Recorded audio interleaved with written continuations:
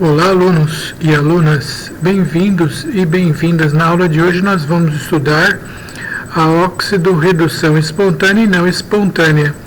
Só lembrando a todos que nós já estudamos a pilha de Daniell e nós já temos o conhecimento que cátodo é o eletrodo do elemento que sofre redução e ânodo é o eletrodo do elemento que sofre a oxidação.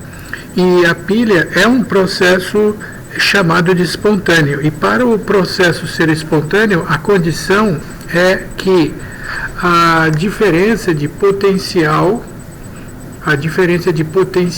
ou que nós chamamos também de DDP, ou também chamado de força eletromotriz, né? Qual é a condição para a reação ser espontânea?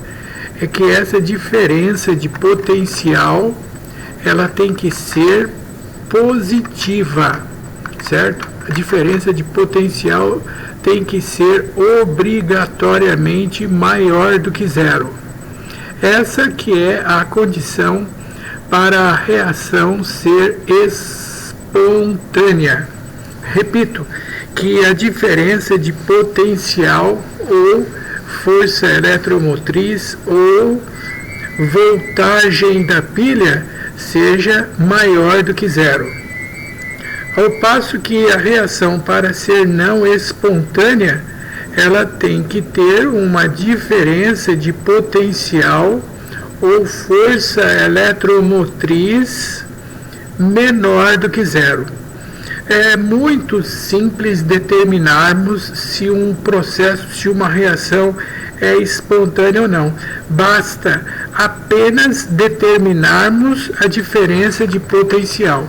Se ele for positivo, a reação ocorre espontaneamente. Se ele for negativo, a reação não é espontânea. Vamos agora fazer um exercício aplicando esse conceito.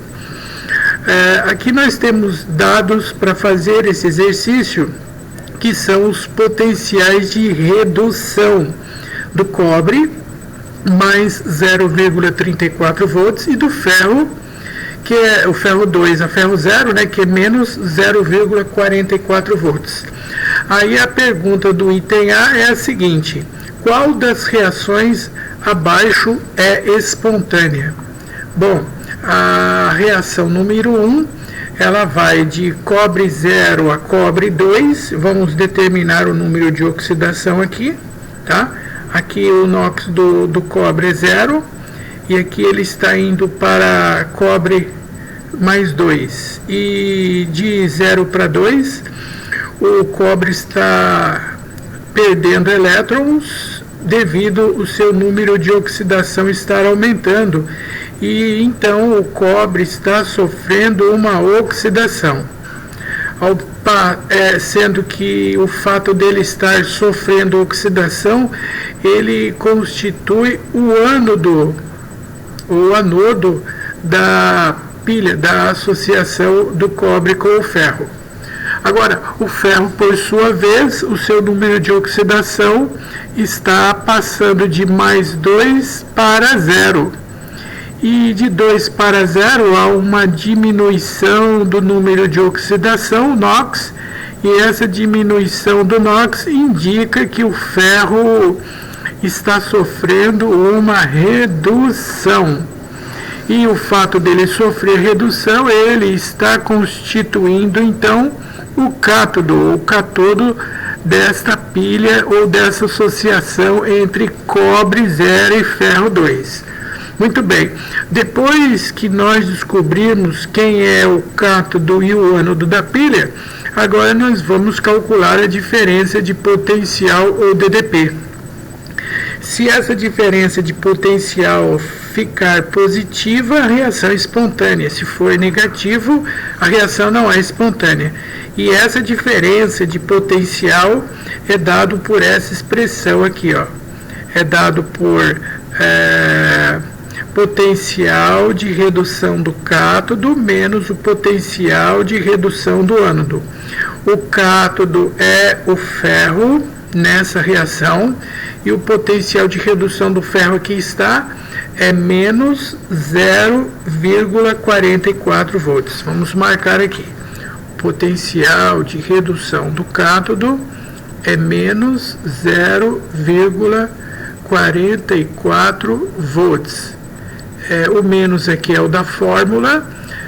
O potencial de redução do ânodo, nesse caso o ânodo é o cobre metálico, e o potencial de redução do cobre, isso aqui, é mais 0,34 volts. Vamos marcar aqui, mais 0,34 volts. Muito bem, agora nós vamos aqui multiplicar o sinal, né?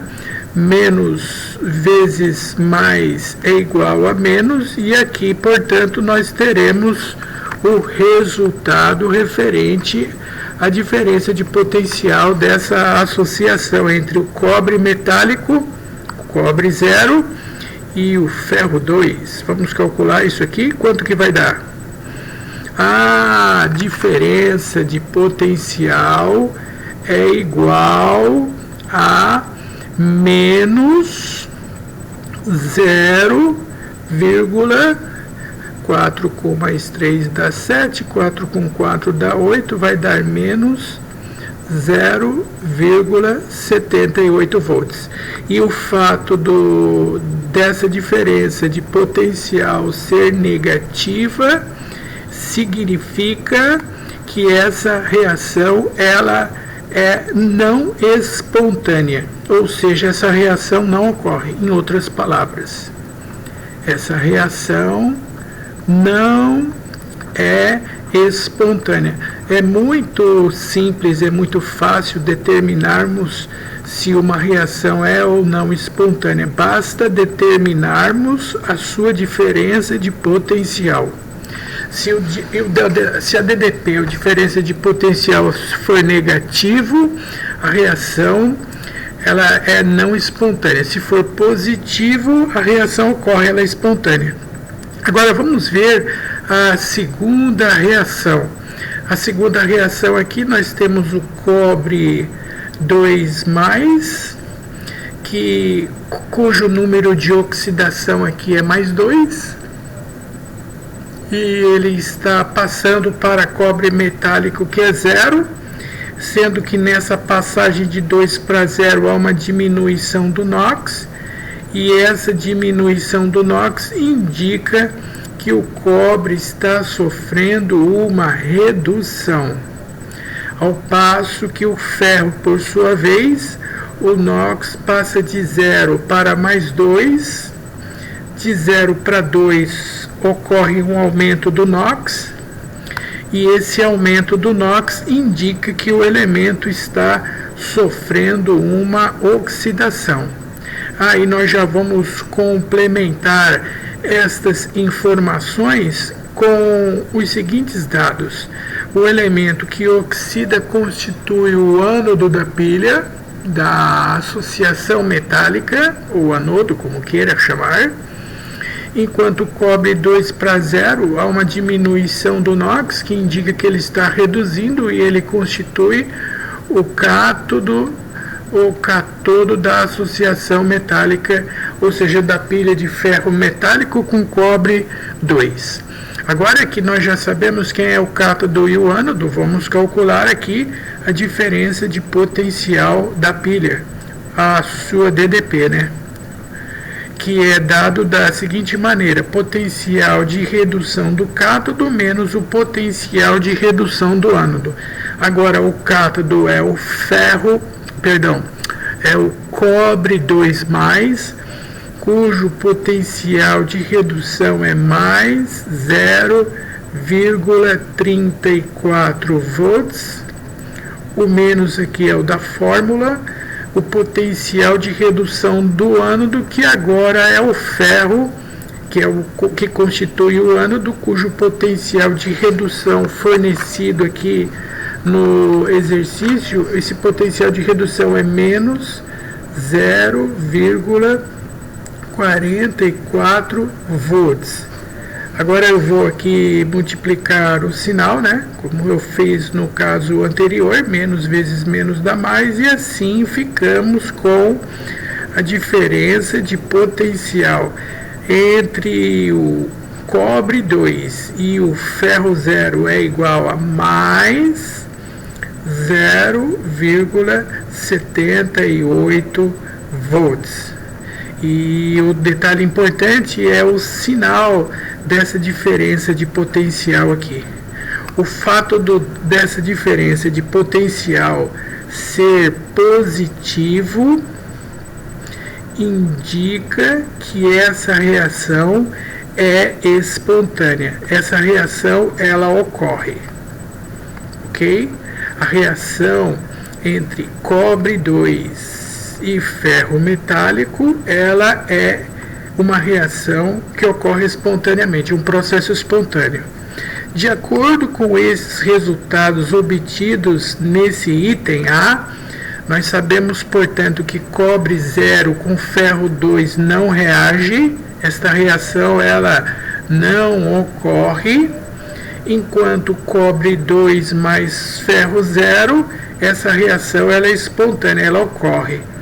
Tá, então eu vou fazer o seguinte aqui, já que essa primeira reação ela não ocorre, então eu já vou riscá-la. Eu vou riscar isso aqui indicando que essa reação ela não ocorre. Bom, de acordo com esses resultados, responda essa questão agora, por favor. Nós podemos pegar em um recipiente contendo uma solução de sulfato de ferro e nessa solução ser colocada no recipiente de cobre? Nós podemos fazer isso? Tá, vamos ver novamente. Aqui nós temos um recipiente de cobre metálico e nesse recipiente de cobre metálico eu estou colocando uma solução de sulfato de ferro 2. Aqui nós temos íons ferro 2 imersos em um recipiente de cobre metálico. Podemos guardar uma solução em um recipiente desde que não aconteça reação entre os íons da solução e o metal do recipiente. Então, será que cobre metálico reage com ferro 2? Voltando aqui à questão no item A, cobre metálico mais ferro 2 não reage. Não reage porque a diferença de potencial é negativo. Negativo quer dizer que esse processo é não espontâneo, ou seja, a reação entre ferro 2 e cobre 0, ela não ocorre. Tá, então, moral da história é o seguinte, eu quero saber se a reação de ferro 2 com cobre metálico não ocorre, eu posso ou não posso guardar a solução então? Podemos guardar? Sim, podemos, sem problemas.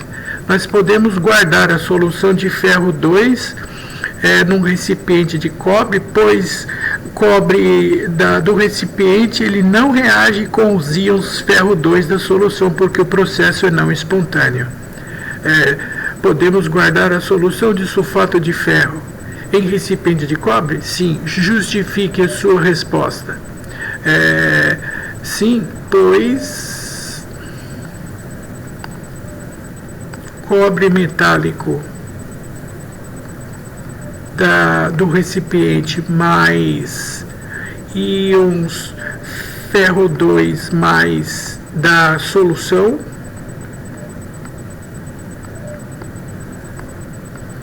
esta reação ela não ocorre.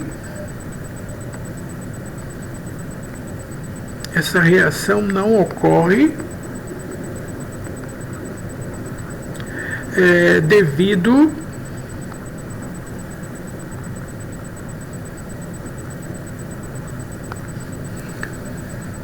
à diferença de potencial, que é a DDP, ou a força eletromotriz da associação entre os metais, ser menor do que zero, ser negativo. Então essa reação não ocorre. Se ela não ocorre, então nós podemos guardar a solução de, no caso, sulfato de ferro no recipiente de cobre. Ou ainda existe uma outra maneira de justificar o fato dessa reação não ocorrer. Ou seja, para que o ferro ele retire elétrons do cobre, provocando a sua oxidação, é necessário que o ferro tenha um potencial de redução maior do que o cobre para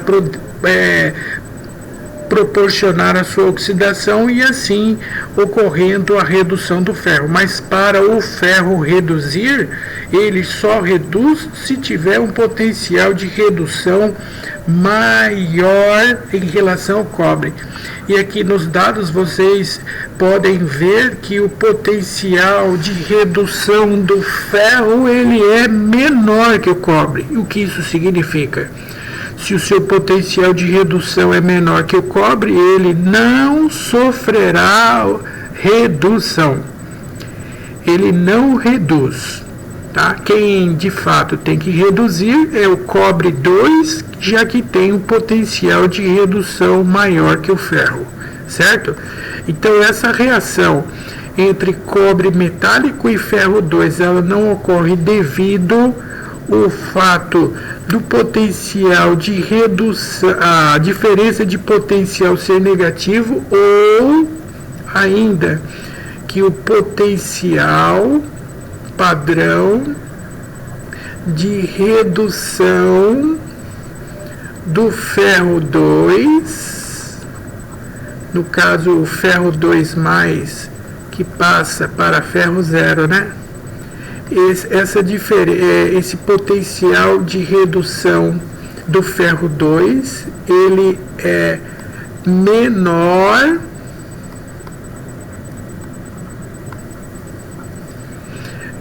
em relação ao potencial de redução do cobre, em relação ao potencial padrão de redução do cobre. Para um elemento sofrer redução espontaneamente, isso somente deverá ocorrer caso este elemento que sofra a redução ele tenha um potencial de redução maior para provocar a oxidação. Se esse elemento que pretende reduzir tiver um potencial de redução menor, como aqui é o caso do ferro, ele não reage, ele não vai reduzir e consequentemente não provocará a oxidação do cobre 2. Portanto, podemos guardar a solução de ferro no recipiente de cobre, pois não vai acontecer nada. Tudo bem, agora eu vou inverter a pergunta para você. A pergunta agora é: podemos guardar uma solução de sulfato de cobre 2? Então eu tenho aqui uma solução de sulfato de cobre 2 e o recipiente contendo essa solução é de ferro metálico. Posso guardar a solução de cobre 2 num recipiente de ferro? Não pode, porque nesse caso o cobre 2 ele tem um potencial de redução maior do que o ferro, e o fato do seu potencial de redução ser maior que o ferro, ele vai sofrer redução e provocar a oxidação do ferro. E o ferro, ao ser oxidado, sofrerá uma corrosão. E se ele sofrer uma corrosão, aí vai ocorrer uma danificação do recipiente. O recipiente vai ser danificado. Resposta: podemos guardar a solução de sulfato de cobre 2 no recipiente de ferro? Não. Justifique. Por quê? Eu vou justificar de duas maneiras. Esta reação não ocorre, pois cobre 2 mais aquoso da solução, ele vai reagir com o ferro metálico do recipiente. Como nós já respondemos essa questão no item A, o cobre vai retirar elétrons do ferro e vai sofrer redução a cobre metálico, e o ferro metálico do recipiente vai perder elétrons para o cobre e vai oxidar a ferro 2. E o ferro 0 a ferro 2 oxidando o ferro, ele oxida, ele corrói e o recipiente sofrerá um dano. Agora vamos justificar, pois a reação ocorre, né? Agora justifica, diz por que essa reação ela ocorre? Devido à diferença de potencial entre a associação do ferro com o cobre ser maior do que zero. Somente isso justifica o fato da reação ocorrer e por isso eu não posso guardar a solução de cobre no recipiente de ferro. Ou ainda, uma outra maneira de justificar essa reação pelo fato dela ocorrer é que, ou ainda, vírgula, o potencial padrão de redução do cobre 2+, passando para cobre metálico, esse potencial de redução é maior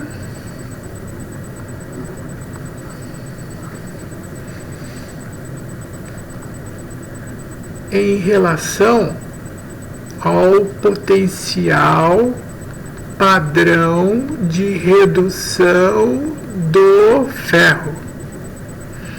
Tá, professor PC, e qual é a explicação para o do que acontece quando um elemento possui um potencial de redução maior do cobre em relação ao ferro, vírgula, com o fato do potencial de redução do cobre ser maior do que o potencial de redução do ferro, e isto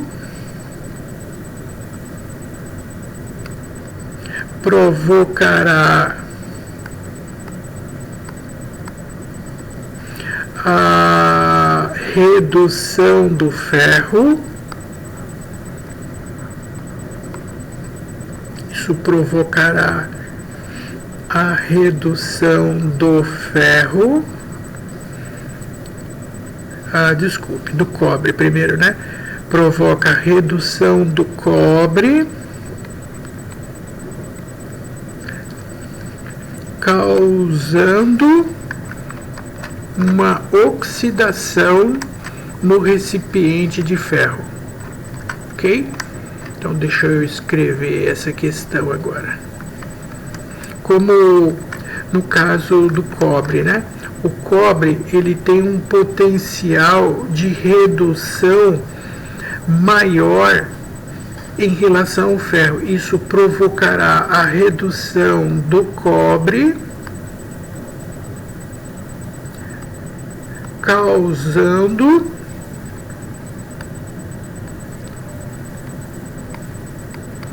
uma oxidação do ferro. Ou seja, quando o ferro sofrer uma oxidação, significa que o seu recipiente será corroído, sofrerá um desgaste. E isso não deve acontecer jamais quando eu adicionar uma determinada solução em um recipiente metálico qualquer. Tudo bem? Então, este primeiro critério desta aula está relacionado à espontaneidade da reação. Eu vou aproveitar este momento para também discutirmos uma questão muito importante referente à oxidação do ferro, que eu acabei de falar nesse exercício, já que o ferro ele é um metal relativamente barato e tem um grande uso no nosso cotidiano, né, principalmente na construção civil. Então eu quero falar para vocês inicialmente que o ferro, né, na presença do oxigênio do ar, que nós chamamos de ar seco, ar seco, é quando o ferro está presente num ambiente árido, por exemplo, num deserto extremamente seco. E nessas condições, somente na presença do oxigênio do ar, o ferro não corrói. Se nós colocarmos o ferro na presença da água quimicamente pura, não é água potável, hein? É água quimicamente pura que nós chamamos de destilada. A água pura e ferro, o ferro também não corrói. Agora, ferro na presença de água não corrói, professor? Água destilada não. A corrosão do ferro só ocorre na presença do que nós chamamos de ar úmido. O que seria isso? Ar úmido seria então água mais oxigênio da atmosfera, certo? Água e oxigênio da atmosfera. Nessas condições, o ferro, na presença do oxigênio do ar e água, vai ocorrer uma reação química entre o ferro e o ar úmido, e isso provocará a formação da ferrugem ou corrosão do ferro, certo? E isso causa prejuízos bilionários ao mundo inteiro, principalmente à construção civil. Agora vamos estudar esse processo de oxidação do ferro, que ocorrerá em duas etapas. Muito bem. O que vai acontecer na primeira etapa, no ferro na presença do ar chamado de úmido, vai ser, primeiramente, a sua oxidação, certo? O ferro metálico, na presença do ar úmido, ele vai oxidar, ou seja, ele vai perder nesta passagem 2 elétrons, e assim ele vai passar para ferro 2+. E aqui nessa passagem ele vai perder 2 elétrons. Tudo bem, mas se ele vai perder esses 2 elétrons, quem vai receber esses 2 elétrons? Vai ser esse ambiente úmido que contém água líquida, e além da água líquida é necessário a presença do oxigênio existente da atmosfera. Nessas condições de água mais o oxigênio da atmosfera, além do mais, eu vou acrescentar também aqui os 2 elétrons enviados pelo ferro. Aí o que vai acontecer? Aí nessas condições ocorre a formação de 2 mols de íons hidróxido. E os hidróxidos são os íons OH menos aquoso, certo? Fazendo aqui um balanceamento dessa reação, são 2 hidrogênios de um lado dos produtos e 2 dos reagentes, são 2 átomos de oxigênio nos produtos, são 2 dos reagentes. Eu já tenho um, para que nós tenhamos mais um aqui, então eu coloco meio de O2. Ok, agora na minha reação global, eu vou fazer o seguinte agora, na reação global, eu vou cancelar os elétrons envolvidos na oxidação, com os elétrons envolvidos na redução, e somando tudo eu terei a reação global, que será representada da seguinte maneira. Então vamos lá, o ferro do material metálico na presença do chamado ar úmido, que é a água líquida, mais meio mol de oxigênio gasoso da atmosfera. Somente oxigênio puro ele não reage, somente água destilada o ferro também não reage. É necessário simultaneamente água e oxigênio. Aí nessas condições ocorre a formação do hidróxido de ferro 2. Só que esse hidróxido de ferro 2 ele é um sólido, mas esse sólido hidróxido de ferro 2 ainda não é o constituinte da ferrugem. Então existe uma segunda etapa que vai acontecer o seguinte aqui, ó. Esse hidróxido de ferro 2, constituinte da primeira reação, ele não é ainda o constituinte da ferrugem, lembrem-se disso. Mas, se esse composto continuar na presença do ar úmido, ou seja, o ar úmido, repetindo, novamente, é água líquida mais oxigênio gasoso O2 da atmosfera. Nessas condições, aí o hidróxido de ferro 2, ele oxidará até chegar em hidróxido de ferro 3, certo? Agora, esse hidróxido de ferro 3, ele é definitivamente o constituinte químico da ferrugem.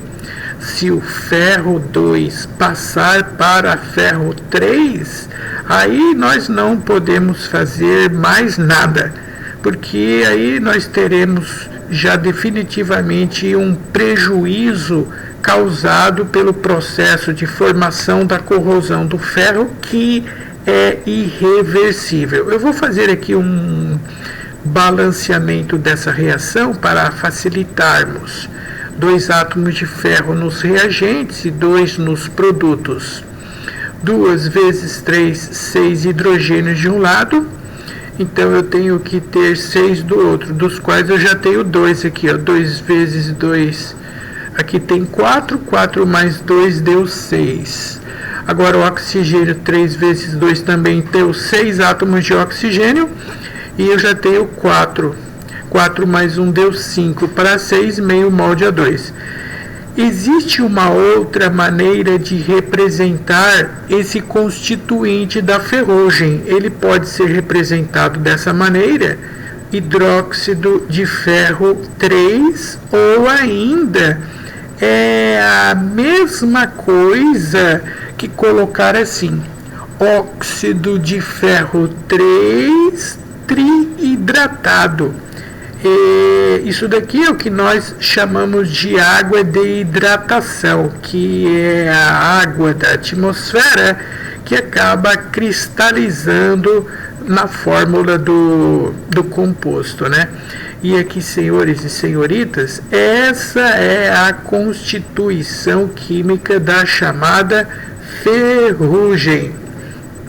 Aquele material marrom que forma-se na forma pulvurulenta, em pó, né, na superfície do material corroído. A ferrugem é uma formação desse composto, e quando chega ferro de carga 3, esse processo é irreversível, não volta a ser o que era antes. Então a construção civil, através da engenharia, faz o seguinte processo. Bom, então se nós sabemos que se o ferro aqui com carga mais 2 passar para carga 3, esse processo é irreversível. Notem que aconteceu aqui 2 passagens, lembra? primeiramente aqui passou o ferro de 0 para mais 2, e o ferro 2 ainda não era o constituinte da ferrugem, e posteriormente aqui ocorre a passagem do ferro 2 aqui para ferro 3, que pode ser representado através dessa base de arrênios ou pode ser representado na forma desse óxido. Então, se nós sabemos que o ferro de 2 para 3, o processo é irreversível, então eu não posso deixar o ferro passar de 2 para 3. E como eu devo fazer isso? Como fazer isso? Agora nós vamos estudar o processo conhecido como a proteção do ferro à corrosão. A chamada proteção do ferro à corrosão, evitando com que aquele material ele sofra aquele desgaste e, consequentemente, já que a reação ela é, como eu falei, irreversível, você acaba tendo prejuízos por conta da corrosão do ferro. Então, como eu devo evitar com que o ferro passe de 2 para 3? Associando ao ferro, através de um fio condutor de elétrons, um metal chamado metal de sacrifício. Esse metal de sacrifício é associado por um fio através de uma tubulação de ferro que pode transportar gás, pode transportar água, pode transportar petróleo ou óleo, enfim. E nós sabemos que vão acontecer os seguintes efeitos aqui. O aço é uma liga metálica constituída de ferro e carbono, mas o carbono ele tem pequenas porcentagens em massa no material. A quantidade substancial em maior quantidade no aço é o ferro, e o primeiro evento que vai acontecer é o ferro na presença do ar úmido, como nós já mencionamos para vocês. Na presença do ar úmido, o primeiro evento que ocorre é ele passar de 0, ele vai passar de 0 para mais 2. E nessa passagem de ferro 0 para ferro 2, né, ele acaba sofrendo uma oxidação. Então eu devo evitar que ele passe de 2 para 3. Se ele passar de 2 para 3, esse processo é irreversível e eu não vou poder fazer nada. Tá, então vamos fazer o seguinte: nós deveremos agora pegar aquele ferro que foi oxidado a 2+, que não é o constituinte da ferrugem, e ele deve agora receber 2 elétrons para voltar a ferro metálico. Ele vai receber 2 elétrons, certo?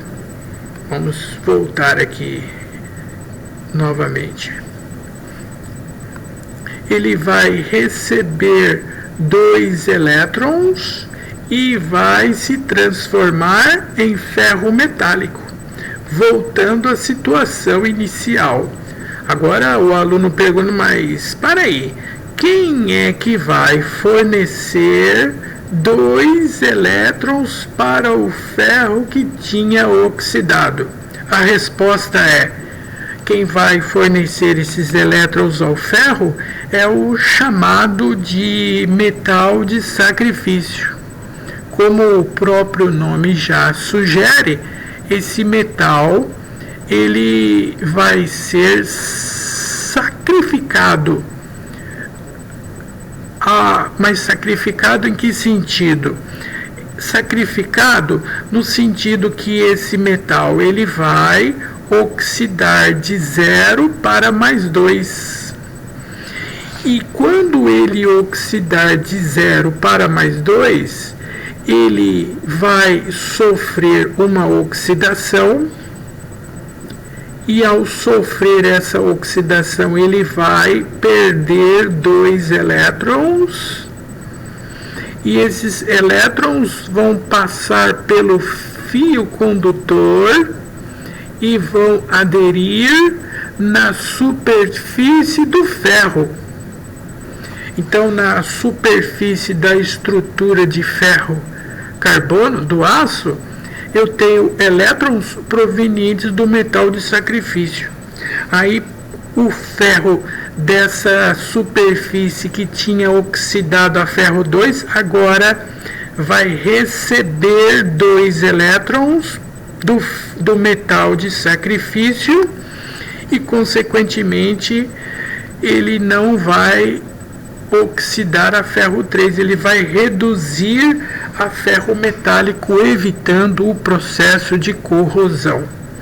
Agora, a questão que nós temos que analisar é o seguinte: muito bem, nós sabemos, portanto, que o metal dessa tubulação deverá sofrer redução, e essa redução será provocada pelo metal de sacrifício. E esse metal de sacrifício, ele vai ser sacrificado no sentido de ele vai oxidar no lugar do ferro. Agora existe a condição. Qual a condição para o ferro sofrer redução, provocando a oxidação do metal de sacrifício? Como nós já estudamos naquele exercício anterior, para o metal sofrer redução, a condição é que ele tem que ter obrigatoriamente maior potencial padrão de redução. Sim, para o ferro sofrer redução espontaneamente, somente se ele tiver um potencial de redução maior. E logo, para o metal de sacrifício sofrer a oxidação, este, por sua vez, tem que possuir um potencial de redução menor em relação ao ferro. Tá? E quais são os metais colocados nesta tabela que devem ter um potencial de redução menor em relação ao ferro?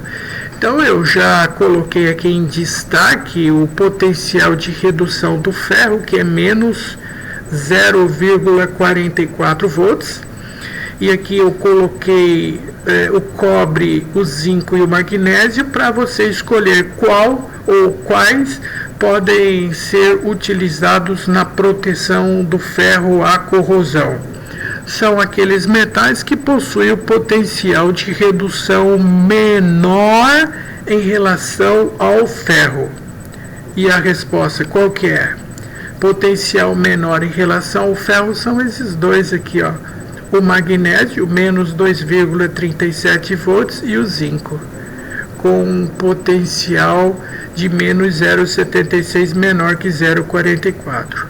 Desta relação fornecida, estes são os chamados metais de sacrifício que sofrerão oxidação, provocando a chamada redução do ferro.